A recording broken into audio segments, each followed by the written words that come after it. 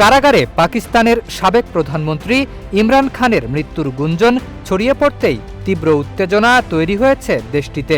সামাজিক যোগাযোগ মাধ্যমে ছড়িয়ে পড়া এমন দাবির পর পরিস্থিতি আরও আলোচিত হয়ে ওঠে।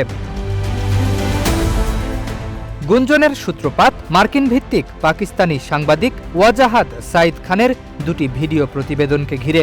সেখানে তিনি সেনাবাহিনীর সদর দপ্তরের সঙ্গে সংশ্লিষ্ট কয়েকজন কর্মকর্তার সূত্র উল্লেখ করে ইমরান খানের অবস্থান ও তার সঙ্গে যোগাযোগ নিয়ে উদ্বেগের কথা জানান। তবে পরে সাংবাদিক নিজেই স্পষ্ট করেন, ইমরানের মৃত্যুর কোনো নিশ্চিত বা নথিভুক্ত প্রমাণ তার হাতে নেই। এদিকে পাকিস্তানের সেনাবাহিনীর গণমাধ্যম শাখা ISPR বলছে, ইমরান খান জীবিত ও রাওয়ালপিন্ডির আদিয়ালা কারাগারেই আছেন।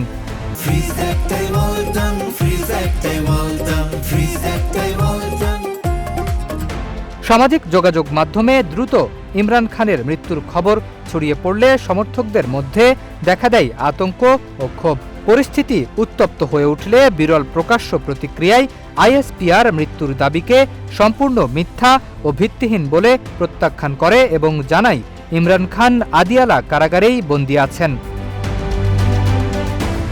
গুঞ্জন থামলেও ইমরানের শারীরিক অবস্থা নিয়ে উদ্বেগ পুরোপুরি কাটেনি। এর আগেও PTI তার চিকিৎসা, কারাগারে সীমিত যোগাযোগ এবং পরিবারের সদস্য ও আইনজীবীদের সাক্ষাতের সুযোগ নিয়ে প্রশ্ন তুলেছে।